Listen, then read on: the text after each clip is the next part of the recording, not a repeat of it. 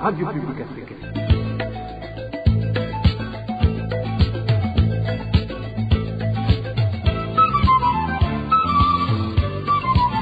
Radio Publique Africaine.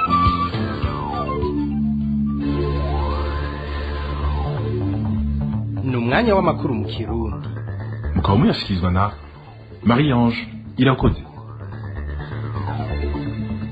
Sangwe ikaze nshuti namwe bakunzi b'iradiyo FPA ijwi ry'Abanyagihugu, turi ku munsi wa gatatu n'igenekerezo rya 28 Myandagaro mu mwaka wa 2024. Amakuru twabateguriye agizwe n'ingingo nkuru zikurikira.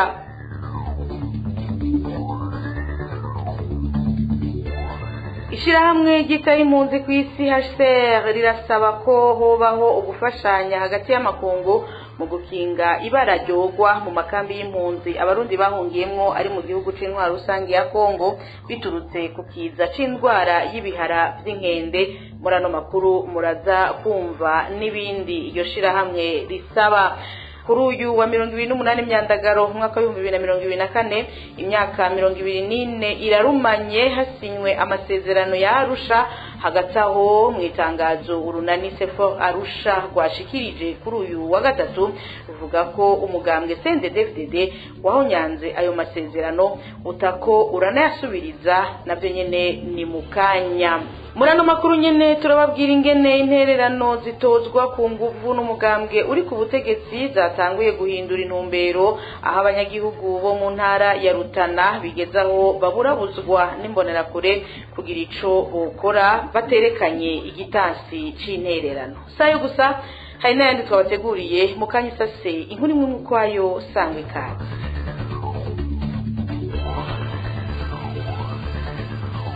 Ndasubiye kubaramutsa. Ifungwa ry'umunywanyi wa CNDD-FDD hasanzwe yari n'umukozi w'iperereza Gerard Ndayisenga ngo ni kindi kimenyetso kije kwereka abarundi ko umukuru w'igihugu Varisto Ndayishimiye ari umubeshi. Bivugwa na Bob Rugurika, umuyobozi wa radio RPA.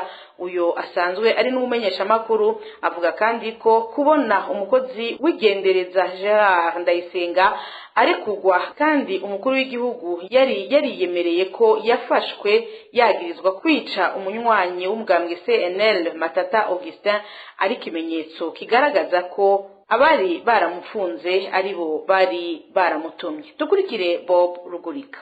Buriya nta kintu kibera ubusa. Iri fungurwa ry'umukozi w'iperereza kandi yagirizwa kwica abantu ubwicanyi bukabije Gerard Ndayisenga ni kindi kimenyetso, ni kindi cemezo Evariste Ndayishimiye arongoye igihugu ahaye abarundi ko ari umubeshi, ko atawo mwizera, ko iyo avuze ibintu ataba ari byo yiyumvira, ataba ari byo yemera. Muribuka uyu Gerard Ndayisenga akigandagura mu biro vy'iperereza ujya munywanyi wa Senere Augustin Matata hari mu bihumbi 2021 muri Kigarama.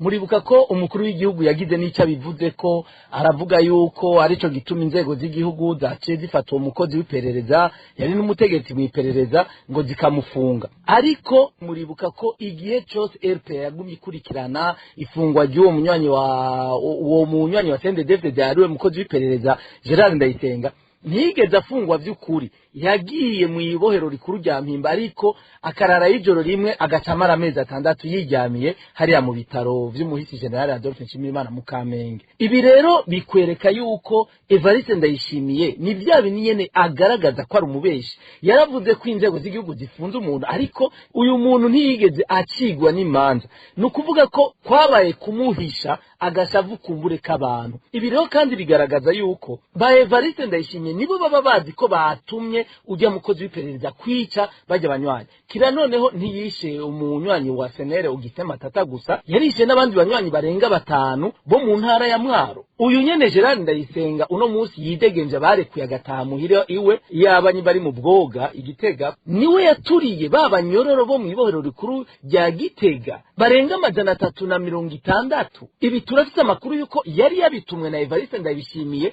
muri bijya bintu byabo byo gutanga ibimazi. Ibi rero ni kintu gikomeye kikwereka ko Evariste Ndayishimiye iyo ariko aravuga ibintu wenyine abazi ko ariko arabesha, iyo ariko arabwira abantu ngo ejo ni heza abazi ko ariko abatwara mu manga, iyo ariko arabwira abantu ngo bagira batangure gucuruka ubutare ngo bavumbuye abazi ko ariko arabesha. Ibi nibaza ko ntimwobirabira kuri Gerard Ndayisenga, ntimworaba ku butungane kuko ubutungane ntibukora i Burundi, ntibubaho, bubohewe amaboko imugongo. Niba Evariste Ndayishimiye babikora n'umugambwe CNDD-FDD ukora, uratuma abantu babo kwica hanyuma bakabarekura abo batumye igihe kigeze. Nivyo byabaye rero kuri uwo munywanyi wa CNDD-FDD umukozi w'iperereza Gerard Ndayisenga. Nari nabiciye ku masonga. Uno musi imyaka 24 irarangiye hasinywe amasezerano y'amahoro no kunywanisha ya Arusha. Ayo masezerano yari ahagarariwe n'amakungu, yari yatumye intambara zari zimaze imyaka hafi 10 mu gihugu zihagarara. Iyi nkuru tuyibaze Emile Nibasumba.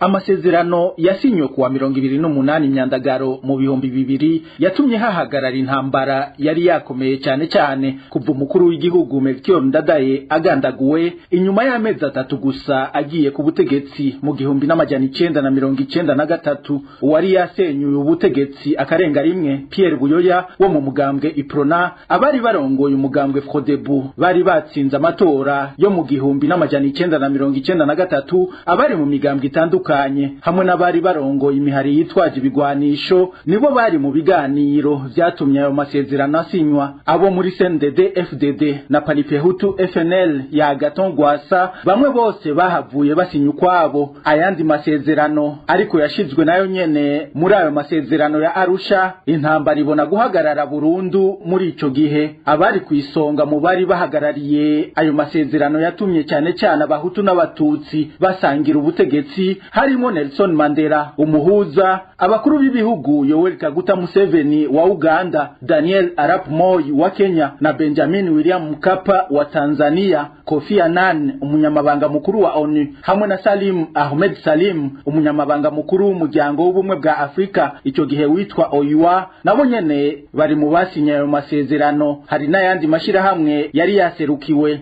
nk'ubumwe bwa Buraya na Fondation Mwalimu Nyerere yashinzwe n'umuhuza Julius Nyerere, yari yapfuye hasigaye hafi umwaka kugira ngo ayo masezerano asinywe. Ayo masezerano y'amahoro no kunywanisha abarundi yo mu bihumbi 2000 yatumye hajaho intwaro y'imfata kibanza yari irongowe n'imigambwe Iprona na Frodebu imbere yuko hatunganywa amatora yo mu bihumbi 2005. Urakoze Emile Nibasumba. Kubona ayo masezerano ya Arusha yashizwe mu ibwirizwa shingiro bigaragaza ko afise uruhara runini mu buzima bw'igihugu n'ubw'abanyagihugu muri rusange, bivugwa n'umuvugizi w'umugambwe Sahwanya Frodebu mu gihe kuri uyu wa gatatu imyaka 24 ikwiye ayo masezerano atewe ko umukono. Myandagaro Sylvestre hamenyesha ko naho mwibwirizwa shingiro ririho ubu hari ingingo zo muri ayo masezerano yarusha zakuwemwo, ayo masezerano abarundi baracayakeneye. Na mwarijya icigwa c'inama nkenguzamateka cerekanye ko ivyayo masezerano bitohinduka kubijanye no kugabana ibibanza vya politike n'umutekano.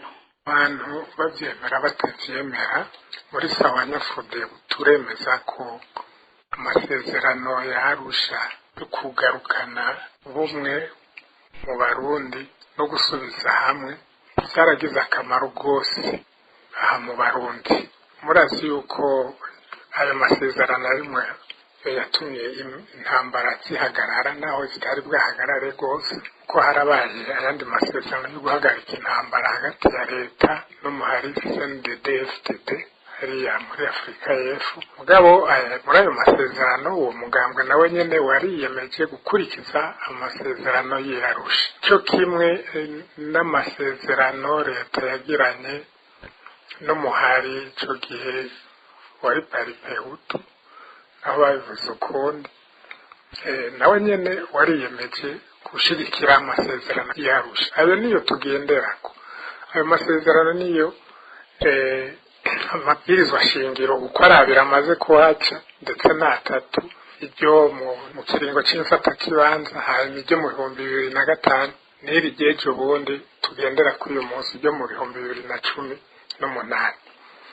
yose mu ntangamarara yayo baravuga bati twongeye kwiyemeza gushira imbere amahoro ugusubiza hamwe n'ubumwe bw'abarundi hisunzwe amasezerano y'Arusha yerekeye kugarukana amahoro no kunywanisha abarundi. Urumva hariho abayitangwa n'amasezerano y'amahoro ariko amasezerano yerekeye kugarukana amahoro no gusubiza hamwe kuko ivyo ni ibintu vya misi yose ngenderwako. N'ubu rero abantu nuko abarundi badashaka gusoma abandi bakirengagiza amabwirizwa bayaravye neza aya masezerano n'ukuri ni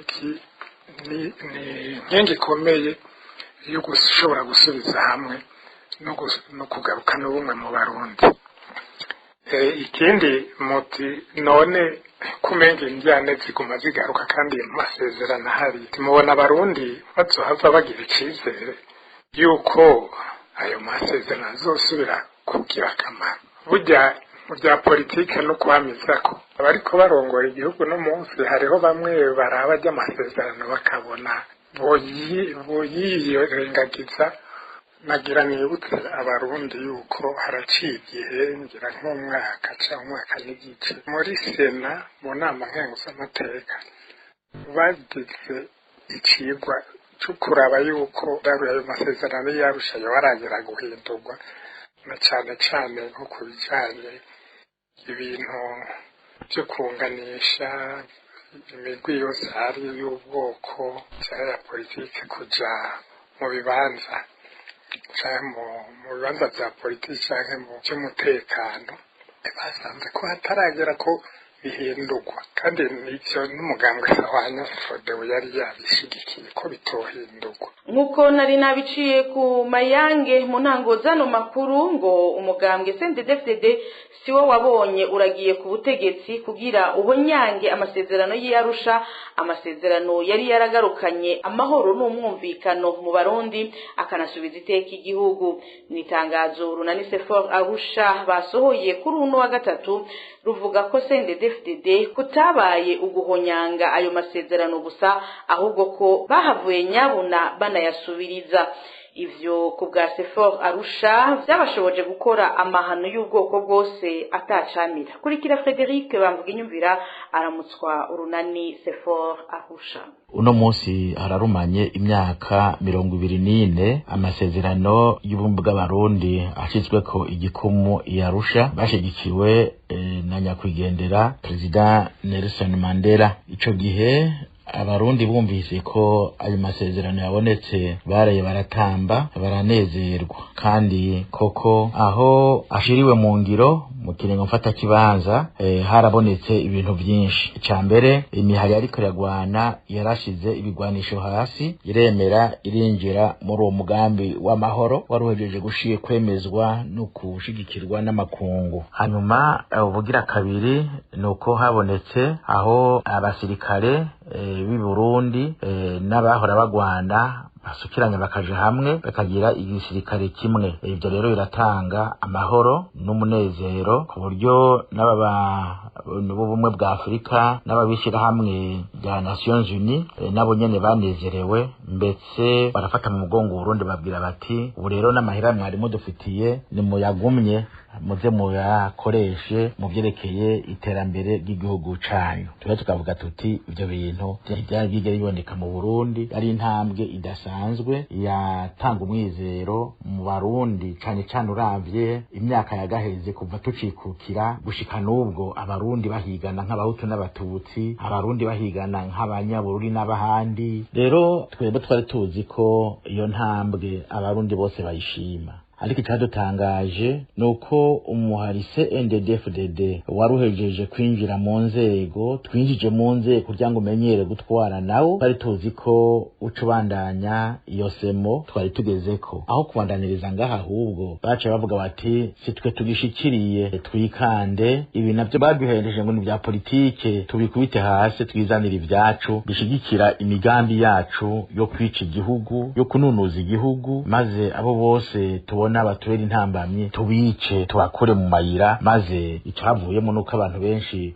bahunze abandi barapfa abandi baragwa mu minyororo abandi gatwagwa amazima yonga abandi bagatogwa ari biziga hirya no hino bihereye mu mwaka wa 2006 Muyinga hari mu kwezi kwa kane aho twabonye ibiziga ku Ruvubu bishika hafi 40 bireremba bitobekeranije n'ibiti. Ivyo byari ibintu byari byatwavuga tuti mbega iri rijo rimwe riratugwa ko twabaye iki twagize iki. Barabandanije barakora ibindi bibi byinshi bya Gatumba ba bantu b'abazungu bo za Kiremba Ngozi ababikira bo nga mu Kamenge ibintu byinshi by'agahomera bunwa bitutari bwakabone. Ku bwa Frederic bamvuga inyumvira uyu munsi Uburundi bugeze aho umwansi ashaka kuva ayo masezerano aho nyanzwe kubwiwe uhereye mu by'ubutunzi agati y'akazina muntu umutekano n'ibindi byose byahavuye bigoyagoya. Uyo yahoze ari n'icegera c'umukuru w'igihugu ahamagarira abanyagihugu gutegera no gutahura ko ari bo bene igihugu bagatsinda ubwoba kuko ari bo bonyene bafise ijambo rya nyuma. N'ubu twumvirize Frederic bamvuga inyumvira.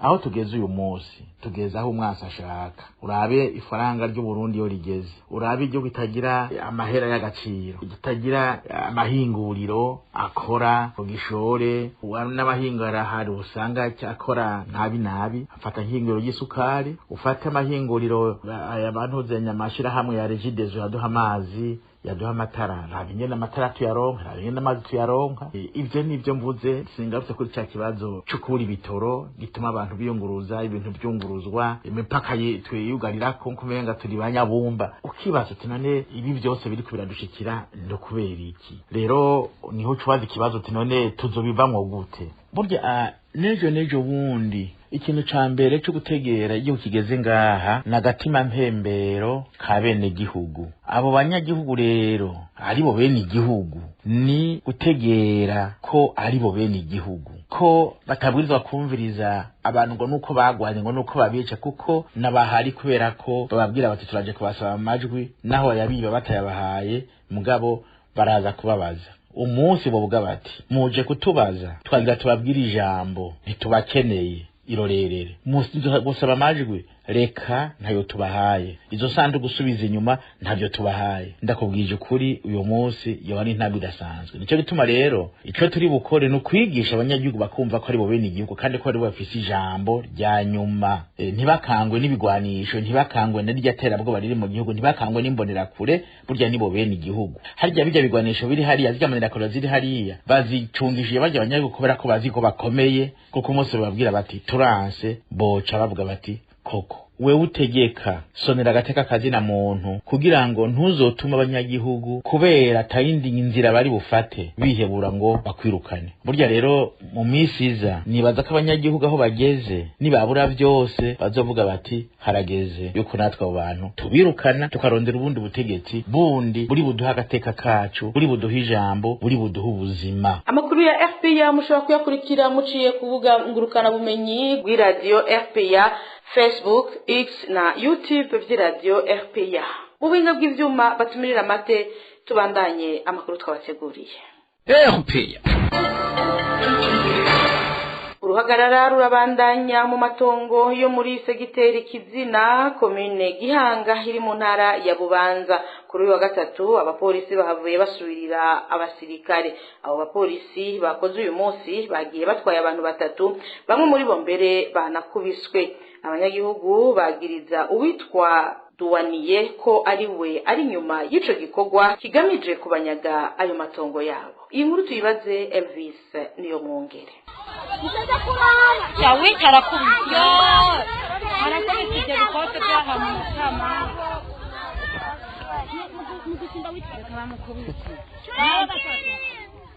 turi gihe cy'isaha 6 kuri uyu wa gatatu muri segiteri Kizina muri komine Gihanga intara ya Bubanza. Abana abagore n'abagabo barashengereye. Hari gihe hari haje abapolisi batandatu binjirira mu mirima bakurayo bamwe mu bariko barakora barabatwara. Muri kino gihe rero bamwe mu barimyi b'umuceri bariko baragesa babatwaye babakura mu mirima bariko barimbura. Batwaye batatu. Batwaye uwo bita Minani Afrika Zakaria bona nahayo n'uwo bita Kanyange nibo abantu batwaye. bari barakora hino hakurya murera. Muri abo batwawe rero nk'umugabo azwi ku izina rya Minani yanagiye arakubitwa. Abanyagihugu rero bakaba bafite ubwoba ko muri ayo matongo yo mu Murera ibintu bibandanije uko biri uyu munsi hatazobura inkumbi zihagwa. Namaje no kumutwara no kugutora kusana akubiswe ajanywe atazi cyazira sinari muri byo sinzi itumukina ariko aho yabara ntibara mujana kure mu mwana washika banyarutse kukibira mu matari hatikana abantu barabarembeje aho muri bese ariko barazofata abantu mugizina kwarazofata abantu mu kizana ngo muri bese mbega nk'ubu nk'ubu twomarana dufugusa ikomine mu mitumba ibabana umutwalizanye yabara. Abanyagihugu bo muri segiteri Kizina rero begeka amagorwa yose bariko barabona kuwitwa Bazompora Ernest batazira duwaniye. Uwo ngo niwe akora uko ashoboye kose kugira abatwara amatongo. Uwabafatishije naho nuwo bita Yuwasi akoreshereza duwaniye ari muri bese niyo ari nawe bita Maneko yiwe. Abamaze gufatwa bagatwagwa kubera ayo matongo n'indwi. Bane muri bo bafashwe n'abasirikare, kumwe rero nabo batatu b'uyu munsi bo bafashwe n'abapolisi. Umukenyezi umwe mu bafashwe kuwa gatanu w'indwi uheze yararekuwe. Uruganda rwa Erupeya rwarondeye Bazompora Ernest batazira duwaniye yemeza ahubwo ko ari we rikaranyagwa. Kubwiwe ubutungane baramushikirije ayo matongo kuva mu 2019, ariko abanyagihugu ku ruhande rwabo bakaba batagomba kuva kwizima.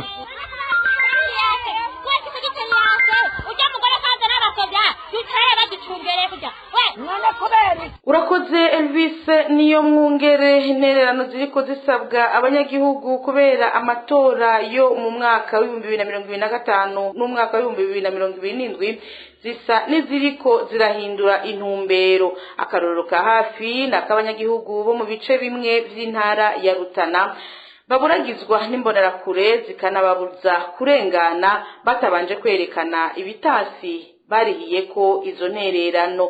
Abo banyagihugu basaba ko izo ntererano zo ku nguvu zohagarara. Narijya umukuru w'igihugu yigeze gutangaza ku mafaranga yose agenewe amatora ko yategekanijwe imbere y'igihe. Inkuru ibaze Dani Claire iratwumva. Imbere y'umutaga wo kuri uyu wa gatatu, isoko rya RPA muri zone Gitaba muri komine n'intara ya Rutana rivuga ko hari bariyeri yari yashinzwe ku masanganzira ya Rutana Gitega aho ingenzi zose zabiziyunguruza mu modoka, ku mapikipiki ndetse no ku makinga zasabwa kubanza kwerekana amareti barihiye ko intererano y'amatora yo mu mwaka uza w'ibihumbi 2025 n'ibihumbi 2027. Ico gikorwa kikaba cyariko kirangurwa na bamwe mu mbonerakure zo muri ako gace nk'uko bibandanya bivugwa n'isoko ryacu. Ibintu byari bimeze nk'uko nyene kuri uyu wa kabiri mu gisagara cyo ku Birongozi kiri ku kilometero kimwe uvuye ku mugwa mukuru w'intara ya Rutana. Mu gatondo kare isoko ryacu rimenyesha ko imbonerakure zitatu zari zamaze gutangura igikorwa cyo kwegeranya intererano ku badandaza, intererano zifatwa n'abanyagihugu nk'ubusuma bwenyuje bariko barakorerwa. Mu masaha yegereye umugoroba naho ngo haciye hashingwa ibariyeri mu ntumbero yo kubuza abarengana. Imbonerakure zitatu zo ku mutumba wa Rutana rizonserme kubigisha weso kuba muri district sanitaire yo mu Rutana hamwe na kawe muganga bazindutse baratoza amabutike yose ari mu Birongozi, abatoza namwe badandaza utuntu banda hasi bagenda batoza igihumbi. Hanyuma nyuma ya saa sita kuva saa 9:30 gushika 11 baciye bashira ibariyeri mu Birongozi ahatamuka nyine yarengana itarisha amafaranga igihumbi yo ntererano. Bavuga yuko ari guterera amatora mugabo biranze usanga umengana ubusuma bukabije ariko atununuza n'akazikiye ubukene mukabona karagata. Abatoza izo ntererano rero ngo nta numwe basiga inyuma. Uyu munyagihugu wo muri zone Gihofi komine ya Bukemba aravuga ingene batangiriwe mu nzira mu gihe bari bavuye gushingura uwabo. Ibaza abantu batakategera abantu bavuye ku maziko. Reka tuvuye ku maziko kuri kimeteri Gihofi muri komine ya Bukemba urenganya ku isoko rishasha hariho akabariyeri kahari kahora abatoza kori bataza taxi za komine. Mugabo no munsi nahabonye hari utwara imbonerakure ku rwego rwa komine Bukemba umutazira koma komando yahoze ku rugamba hanyuma rero nabona haniniya abikazemo cyane nayo mareshi nyene afashe k'inkora none twese abarundi bategeze abasendefite turatakanye no kuri hagira igikozwe ndabona yuko bakakuva ku gihumbi kuduga abafomisiyoneri bari ha 50 tutanu turi mu bukene kugira umuntu aronke arariye ni ingorane hanyuma hacasuka mw'ibyo tukaka amafaranga urumva ko hari ikintu kitoroshe. Abo banyagihugu basaba ko izo ntererano zo ku nguvu zohagarara nariryo umukuru w'igihugu yigeze gutangaza ko amafaranga yose agenewe amatora yategekanijwe imbere y'igihe. Kuri ivyo mu ruganda rwa RPA twarondeye Olivier Nibitanga buramatari w'intara ya Rutana ariko akaba atacu yashimye gushikiriza. Urakoze Dani Claire iratwumva duhereza amakuru mu bivugwa mu gisata c'impunzi nkuko naye nabiciye ku masonga mu ntango zano makuru harakenewe ugufashanya vyihuta hagati y'amakungu mu ntumbero y'ukukinga ngo ibara ntirigwe mu makambi y'impunzi ari mu gihugu ca Republika y'Intwaro Rusangi ya Kongo biturutse ku kiza c'indwara y'ibihara vy'inkende. Ivyo vyaraye bisabwe kuri uno wa 27 Myandagaro mwaka wa 2024 n'igisata c'ishirahamwe mpuzamakungu ONU citaho impunzi HCR. Ico gisata ca ONU kibona ko ugufashanya hagati y'amakungu gukenewe mu maguru masha kugira ngo hanagurwe ibikorwa vy'ubuvuzi, inzu zo kwihereramwo ku banduye hamwe no kuronka ibifasha mu kugira isuku rikenegwa mu kwirinda ico kiza. Eloge Divine Mesha Nidonido. Impunzi zigera kuri 42 ziramaze kwikekwa ko zishobora kuba zaranduye indwara y'ibihara by'inkende mu makambi y'impunzi aherereye mu ntara ya Kivu yo mu manuko mu gihugu ca Republika y'Intwaro Rusangi ya Kongo, kimwe mu bice biharugwamwo abakoze ko niyo ndwara atari bake. Ayo makambi akaba kandi asanzwe arimwo impunzi z'abarundi kubwa makuru dukesha igisata c'ishirahamwe mpuzamakungu ONU citaho impunzi HCR. Iruhande y'izo mpunzi zikekwa akaba kandi hari n'izindi ibipimo vyazo bimaze kwerekana ko zanduye. Ivyo rero bituma HCR ibona ko atagufashanya hagati y'amakungu kwibonekeje vuba kiza c'indwara y'ibihara vy'inkende gishobora gukora ibara mu makambi y'impunzi. Isigura ko ubwinshi bw'impunzi bwibonekeza mu makambi hamwe n'uburyo buke bushirwa mu gisata c'ubuvuzi bukorerwa impunzi bishobora gutuma ikiza c'indwara y'ibihara vy'inkende gishobora kwiha inkumbi. Ubwinshi bw'impunzi bwibonekeza mu makambi mu gihe kandi mu turere izo kambi zirimwo arangwa n'umutekano muke bituma ishigwaho ry'ingingo zo kwikingira rihura n'intambamyi zitari nke impunzi zikisanga zibuza ubufasha.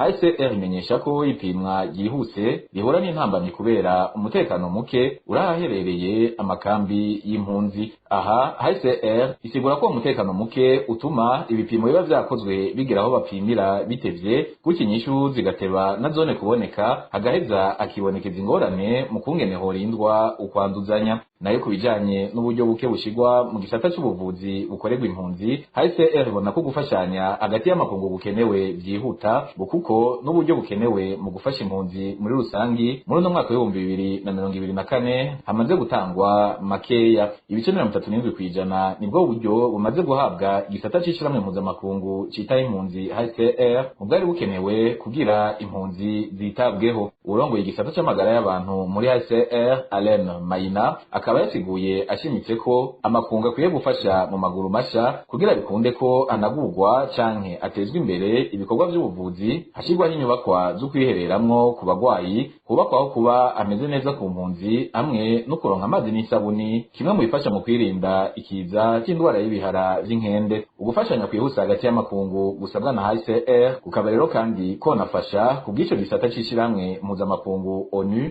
gukingira n'abakongomani bahunga intambara zibonekeza mu bice babamwo bakeganirizwa ahantu hamwe bakingirwa. Urakoze Eloge Divine Mesha ni no kuri iryo ryaho duce duhereza ko amakuru mu kirundi twe twabateguriye yo kuri uyu wa gatatu igerekezo rya 28 Myandagaro mwaka wa 2024.